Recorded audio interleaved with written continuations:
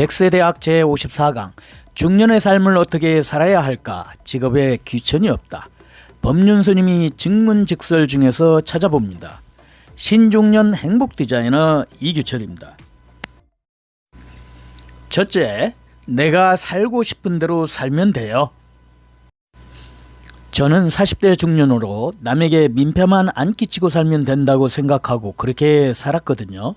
근데 법륜스님께서 노년의 삶에 대해서 준비하는 강연을 보고 제가 너무 하고 싶은 대로만 하고 살다 보니 내가 노년에 대해서 어떻게 하라고 했는데요. 욕심을 버리고 너무 욕심내지 말고 그렇게. 그래서 중년의 삶을 사는데 마음대로 사는 것도 좋지만 꼭 이때 제가 놓치지 말아야 하는 거 혹은 준비되는 거가 어떤 것인지. 중년의 삶을 어떻게 살아야 할까요? 없어요. 내가 살고 싶은 대로 살면 돼요. 민폐만 안 끼치면. 둘째, 천직이라고 하는 딱 맞는 직업은 없다. 저는 43살인데도 불구하고 천직을 찾고 싶어서 제가 돈을 벌면 천직을 하는데 투자를 하고 또 못 찾으면 다시 또 자금을 마련해서 찾고 이렇게 살고 있거든요. 계속 이렇게. 천직이라는 것은 없어요. 저한테 맞는 직업을 찾고 싶은 것인데요. 딱 맞는 직업이라는 것은 없어요. 누구든지. 나도 스님 생활하고 있지만 딱 맞는 것은 아니야.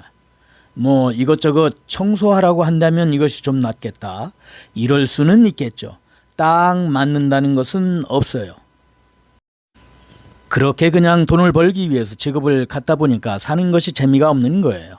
제가 그렇다고 막 취미 활동한다는 것이 있다거나 물욕이 많다고 해서 다른 것으로 즐거움을 찾을 수 있는 성향이 아니더라고요. 그러다 보니까 천직을 찾는데 연연해야 하는.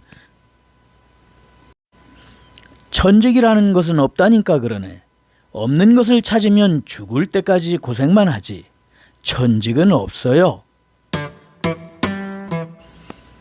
셋째, 직업에는 3단계. 3단계 가면 더 좋아요. 직업에는 3단계가 있습니다. 그런데 1단계만 거쳐도 되고 2단계까지 가도 되고 3단계 가면 더 좋아요.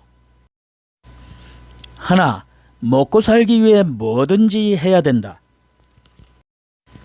그러면 직업의 첫 단계는 무엇인가? 먹고 살 짓은 뭐든지 해야 된다.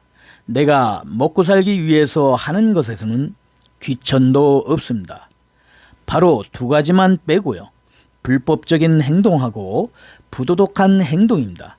이것 빼고는 청소를 하든지 설거지를 하고 먹고 살든지 무엇을 하든 직업에는 귀천이 없습니다.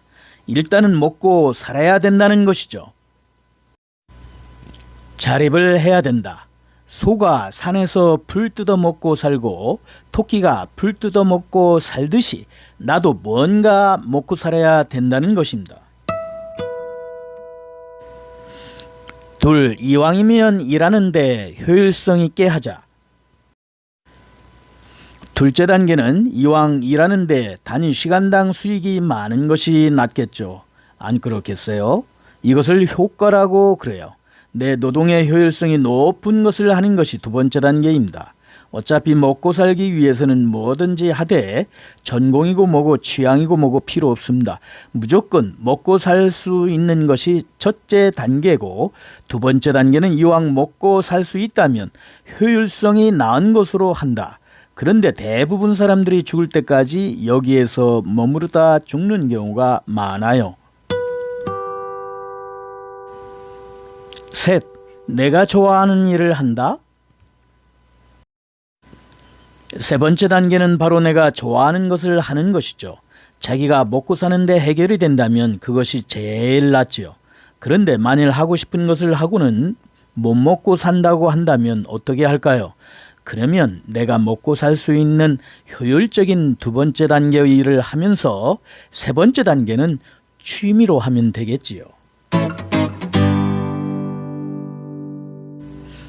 종결 키포인트. 중년의 삶을 어떻게 살아야 할까요? 첫째, 내가 살고 싶은 대로 살면 돼요. 둘째, 전직이라고 하는 딱 맞는 직업은 없다. 셋째, 직업에는 3단계. 3단계 가면 더 좋아요. 건강 100세 시대의 멋진 신중년, 백세대학 TV. 다음 행복 디자인 기대됩니다.